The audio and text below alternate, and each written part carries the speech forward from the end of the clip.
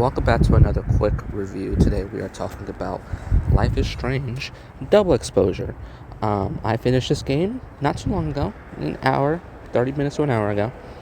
I have a lot to say because before going in and periodically during this, a decent amount of Life is Strange stuff was popping up on my timeline when it comes to Twitter. I'm outside, sorry you can hear anything. When it comes to Twitter, YouTube. For some reason, Reddit came up. I wasn't sure what that was about. A decent amount of people don't like this game. And I completely understand why. I get it. But of course, if I say I completely understand why I get it, that means I don't agree with them, because I don't. I get it, but I don't agree. I really enjoyed this game. That doesn't mean it doesn't have its flaws, but overall, I really enjoyed it. Like I try to do now with these quick reviews is kind of get the score out of the way first and then explain why that is. So I would say that this game is about an 8.5 out of 10. For me, is one of my favorite. It's definitely a favorite of mine in regards to the series, but as well as games this year. I really enjoyed it. But like I said, even though I don't agree, I still understand, because this isn't a game without flaws, because this game has some flaws. This game has a decent amount of flaws. One of the main flaws that I kind of saw during the online is the story, and not the first 3 chapters, but like chapter 4 and 5. Now I'll say I like chapter 4 a lot. Kind of like a couple of decisions that I wasn't the biggest fan of, but nothing that, was like, oh yeah, this is story ruining, right? This is the worst thing ever, right? Chapter 5, on the other hand, I think is still the weakest chapter of the game. There wasn't really anything like too offensive there for me, but I wouldn't say that, it was horrible, right? It was just more so hard to follow. Not in the sense of like the story itself was bad, because I actually think that, taking a risk like this is very interesting. But it just felt rushed, which left me a bit confused. And then kind of ends a bit abruptly, which left me wanting more. But yeah, it's two-handed. It's a double-edged sword. But I still really did enjoy chapter 5 a decent amount. But I understand why people say, yeah, this probably will ruin the game. But for me, it just left me wanting more, and I'm glad that it did, because then I have interest in checking out the next game. Another thing, this game would be so much better if Sophie were more interesting. Like she feels like Chloe beats, like, yo, we don't like Chloe in the first game, let's just make her again, but slightly worse. I don't get what that was about. Sophie is like Chloe, but slightly less fun. Doesn't help that Chloe also has Before the Storm behind her and whatnot, that context, and Sophie doesn't. As well as turning Sophie into basically just Magneto, especially with like the post-credit scene and, the last 30 minutes of chapter 5.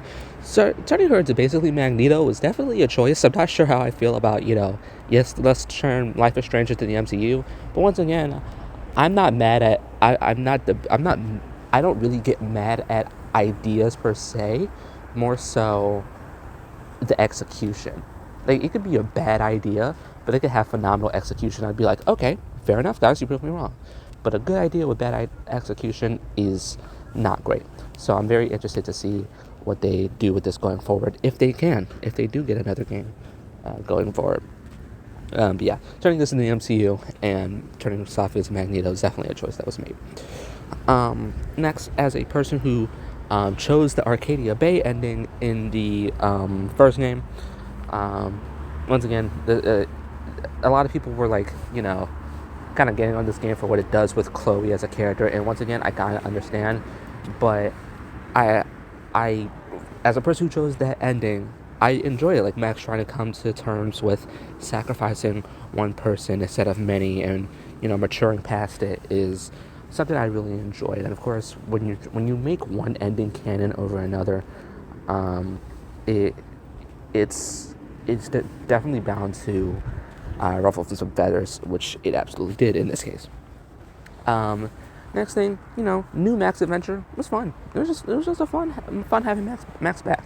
Granted, I watched a playthrough of Life is Strange some years ago, and I didn't remember anything from it.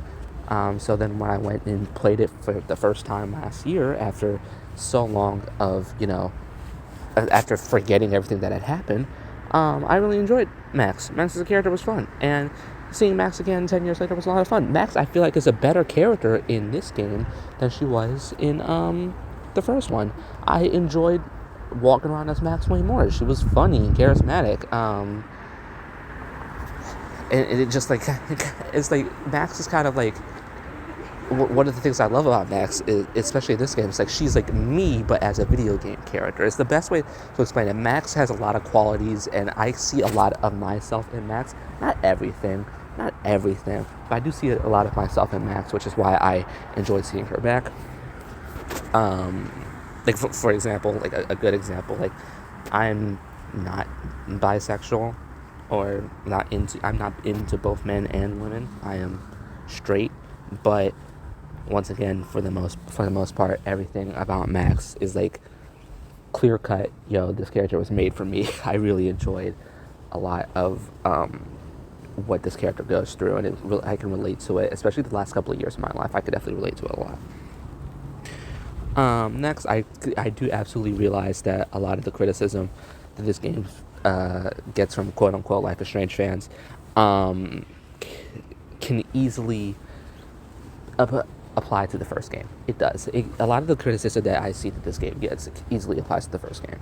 About choices not mattering and whatnot. Because they apply to the first game, you kind of just learn to ignore them and you move on.